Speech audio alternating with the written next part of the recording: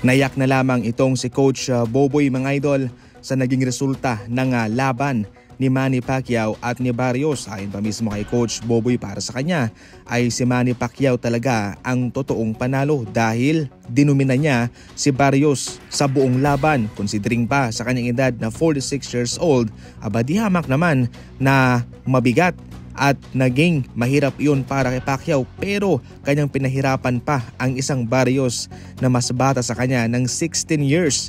Kaya nakakadismaya ito para sa kampo ni Manny Pacquiao at sa ating mga Pilipino.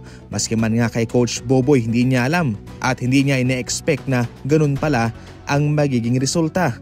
At meron pa siyang binanatang isang Pilipino commentator vlogger na hindi na raw kaya ni Manny Pacquiao na makipagsabayan sa mga batang boksingero at sa round 5 daw ay siguradong didilat na ang mata at dila nito.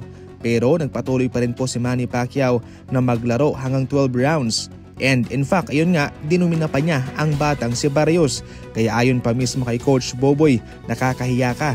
Dahil sana kapwa mo, Pilipino mo, sinusuportahan mo. Yung mga dayuhan nga ay pinipili pang suportahan si Manny Pacquiao, pero ikaw, Pilipino ka. Dapat hindi ganyan. Dapat sinusuportahan mo ang kapwa mo, Pilipino. Ayon pa mismo kay Coach Boboy, kung ikaw ay nandito, kung makikita kita, sasampalin kita. Naglabas ng 113-150 na score ang isang judge in favor of Barrios.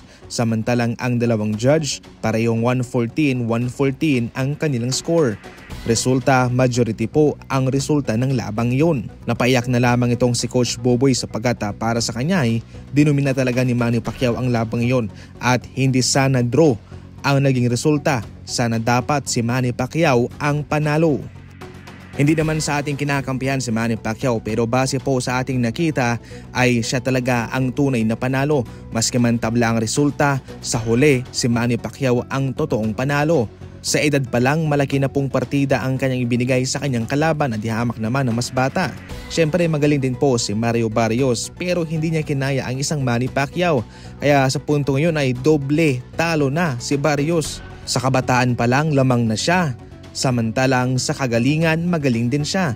Kaya doble talo pa si Barrios sa lagay na yon. Sa ipinakita ni Manny Pacquiao sa kanyang laban ay marami siyang pinatunayan sa kanyang mga fans, especially para sa mga Pilipino, na kahit na sa edad na ganyan ay patuloy pa rin siyang nagboboxing, patuloy pa rin siyang nagbibigay ng paghanga sa ating bansa, sa ating pangalan, sa ating kultura. Matanda na siya at hindi maitatanggi na nahihirapan ang kanyang katawan, pero nandun siya, tumayo siya, nakipaglaban siya simula round 1 hanggang round 12. Imagine mga idol ganyan hindi madali ang boxing. Kinakailangan munang mataas na stamina, malakas na katawan, at yan mismo ang ipinakita ni Manny Pacquiao. Mabuhay ka Sir Manny, mabuhay ang mga Pilipino.